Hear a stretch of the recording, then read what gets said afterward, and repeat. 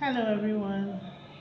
Good morning, good afternoon, good evening, depending on where and what time zone you are viewing me from. My name is Adeze Michael Onyozu, and yeah, it's been a while. Okay, so I've been going through series of growth processes, and but then I had to come up and do this video, especially because of this issue of bullying that has been making the rounds in the news lately.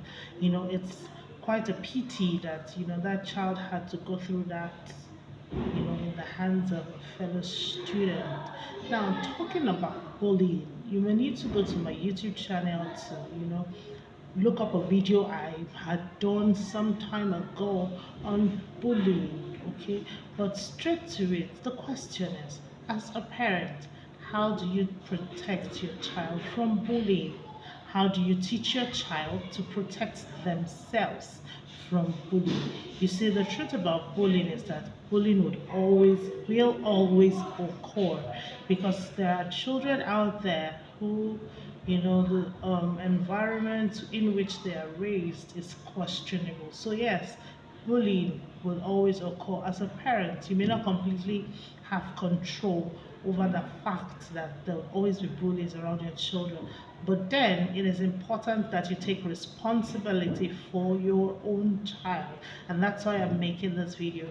Okay, it's going to be a 5 series video where we're going to be talking about how to protect your child or teach your child how to protect themselves from bullies. Okay, now one way to protect your child from bullying, you see, protecting your child from bullying involves a combination of strategy. There is no one single strategy, that is enough to teach your child how to protect themselves from bullying.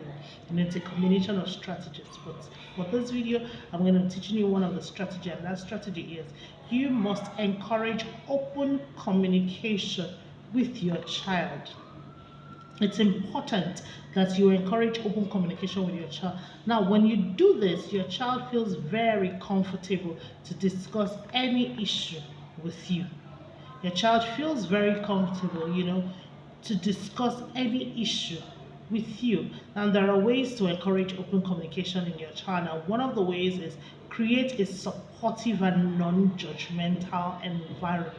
As a parent, it's almost you know it's almost a method. When your child is saying something, you're already judgmental. You're already, oh, you should have done this, oh, you should have done it the other way.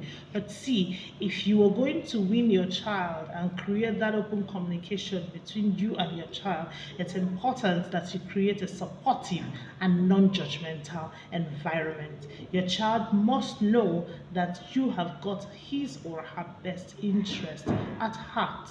So create a supportive and non-judgmental environment. Number two way to encourage open communication is you must listen attentively to what your child has to say without interrupting or dismissing their feelings.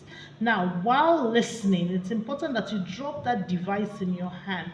The enemy of parenting in the 21st century is mobile phone. Yes, the mobile phone. So when you are communicating with your child, you must listen attentively to what your child has to say. Now, when you drop your device and look at your child eyeball to eyeball, your child interprets that as, I am all that my mom thinks about. I am all that my dad or my mom thinks about.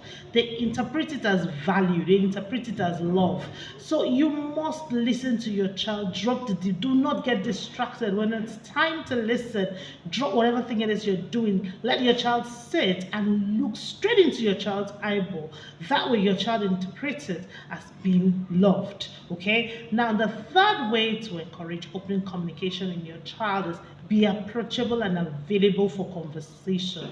Now, I know parents have create some parents create timetable. There is talk time and all that, but you must be approachable and available for conversation, whether it is a planned talk time or spontaneous moment. You must be willing to stop for a few seconds, and listen.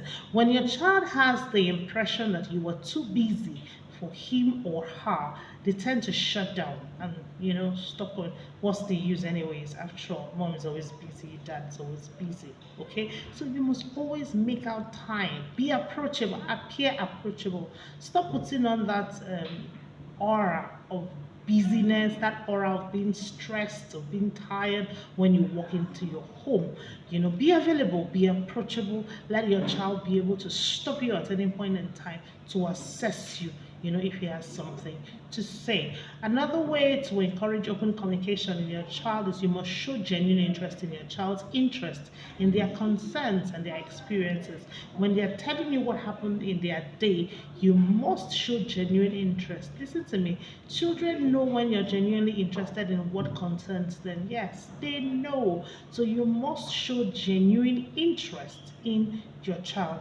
Avoid being overly reactive. Avoid overreacting and being overly critical, and respect their opinions even if you don't disagree. Now, saying absolute no or that's not how it is done, it's different from saying, well, I really don't quite agree with what you're saying. However, I think your opinion is valid. You must validate their opinions even while stating yours.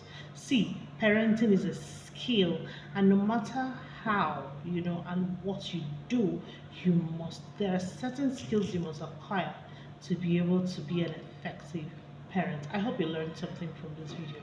I'll come back again with other videos. See you in the next. Do enjoy the rest of your day. Bye bye.